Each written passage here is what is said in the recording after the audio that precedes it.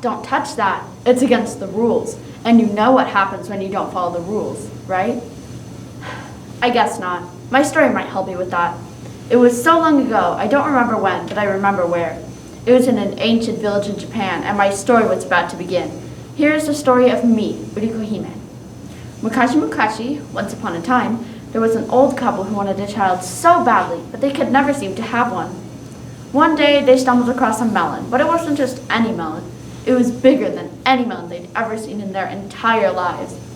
They brought it home and cut it open. Much to their surprise, they found a little girl, me, inside of it. They named me Urikohime, meaning melon princess, and raised me as their own.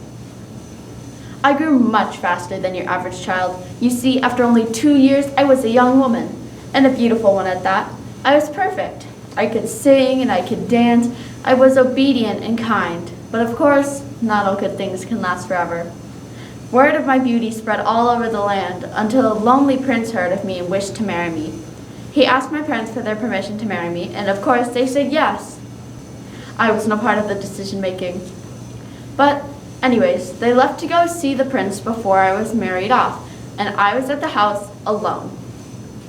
They left me with one rule to follow: to close the door, lock the doors, and don't let anyone in under any circumstances. That one rule, only I followed that one rule. Apologies, I got carried away. Back to my story. Of course, after they leave, I hear a knock on the door. A voice says, "Please let me in. I have heard of your beauty and I wish to see it." Thinking back to the rule my parents gave me, I reply with, "No." After a bit of convincing, we came to what sounded like a good agreement at the time. I would open the door just a finger's width so he could see my face. What a fool I was. I opened the door and 4 fingers push it open all the way. It was an Amanojaku. The Amanojaku is a terrible oni, or demon, that brings out the worst desires of a person. If it took control of an obedient person like me, and I was ordered to do something, I would do the opposite, thanks to the Amanojaku. It tried to take control of me, but since I was born from a melon, I was immune. Lucky genetics, I suppose.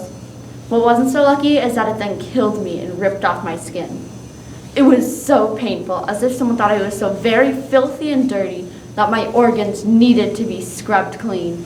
But more than that excruciating pain, the feeling I felt the most was shame, because if I had just followed that one rule, I wouldn't have been there.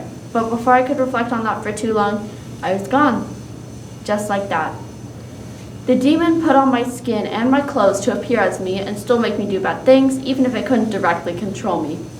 I was reincarnated as a sparrow and followed the demon and my parents to the prince. Right before the two were married, I sang a song revealing the true identity of the demon, and people were furious. They chased it until they became a mob, more people joining by the second.